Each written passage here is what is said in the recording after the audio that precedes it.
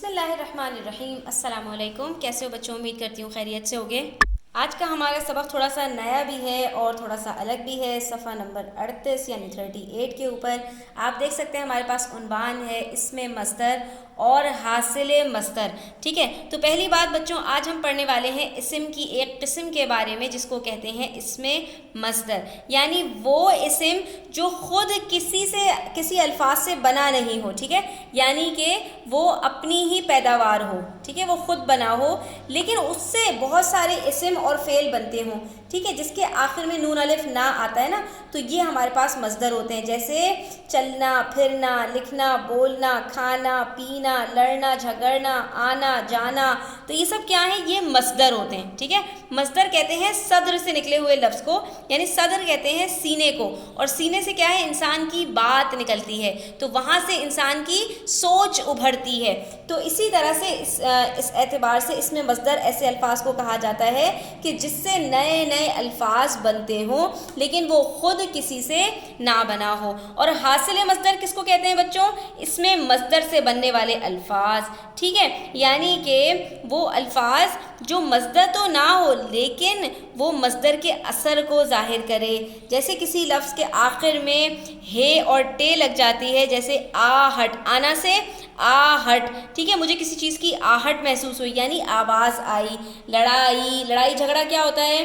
لڑنا سے لڑائی، یا دبانا سے دباؤ، ٹھیک ہے، جلنا سے جلن، چلنا سے چلن، تو یہ آپ کے پاس ہوتے ہیں حاصل مصدر، ٹھیک ہے بچوں۔ تو یعنی کہ یہ وہ الفاظ ہوتے ہیں کہ مصدر کے معنی ان کے اندر موجود ہوتے ہیں، یعنی وہی میننگز ہوتے ہیں جو اس میں مصدر کے ہوتے ہیں لیکن ان کے جو بناوٹ ہوتی ہے ان کے آخر میں نون الف نہ نہیں آتا۔ تو اب یہاں پر ہم تھوڑے سے مصدر اور حاصل مصدر دیکھیں گے اور اس کے بعد اس سے متعلق ہم انشاءاللہ مشق کریں گے۔ اب یہاں پر دیکھیے ہمارے پاس کچھ مصدر دیے ہوئے ہیں جن سب کے آخر میں آپ دیکھ سکتے ہیں نون الف نہ آ رہا ہے، لیکن ان کا حاصل مصدر بنانے کا قاعدہ سب کا الگ الگ ہے، ٹھیک ہے۔ تو کچھ الفاظ ایسے ہیں، کچھ ایسے مصدر ہیں کہ جن کے آخر میں نون الف نہ آتا ہے اور ان کا صرف الف ہٹا دو تو ان کا حاصل مصدر بن جاتا ہے، ٹھیک ہے، جیسے جلنا سے جلن، چلنا سے چلن، دکھنا سے دکھن، ٹھیک ہے، اس کا چال چلن ٹھیک نہیں ہے، یا میرے پاؤں میں بہت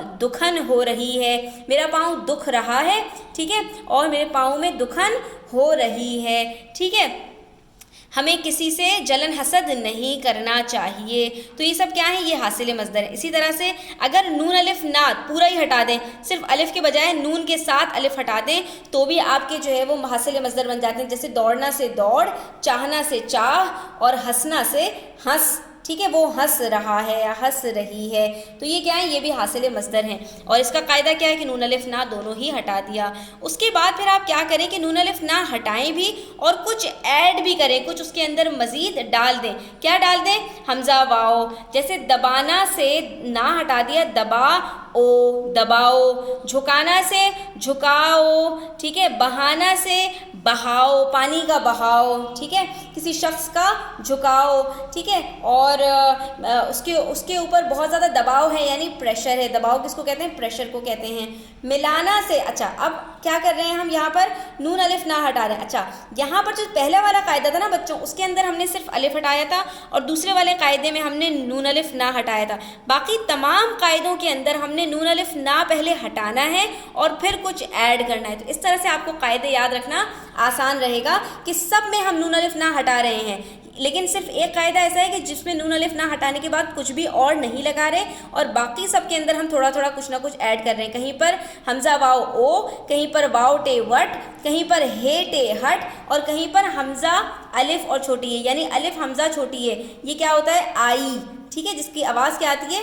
آئی، ٹھیک ہے۔ جیسے یہاں پر ہمارے پاس ہے ملانا سے ملا وٹ، گرانا سے گرا وٹ، گھبرانا سے گھبراہٹ، مسکرانا سے مسکراہٹ، ٹھیک ہے، لڑنا سے لڑنا سے کیا ہے؟ لڑائی، رنگنا سے رنگائی، پٹنا سے پٹائی، تو یہ سب کیا ہے؟ ہمارے پاس حاصل مصدر بن رہے ہیں۔ اب اس اعتبار سے آپ کو صفحہ نمبر 39 کے اوپر یہاں پر مشق دی ہوئی گئی ہے کہ آپ کو کچھ مصادر دیے گئے ہیں قاعدوں کو استعمال کرتے ہوئے آپ کو حاصل مصدر بنانا ہے۔ اب یہاں پر جو پہلے والے قاعدے کے مطابق ہیں وہاں پر آپ نے کیا کرنا ہے، نون الف نہ ہٹائیں گے اور واو ٹے لگا دیں گے۔ دوسرے والے قاعدے کے اندر نون الف نہ صرف ہٹا دینا ہے آپ کو۔ تیسرے والے کے اندر نون الف نہ ہٹا دیں گے اور آخر میں کیا لگا دیں گے، چھوٹی یہ لگا دیں گے، ٹھیک ہے۔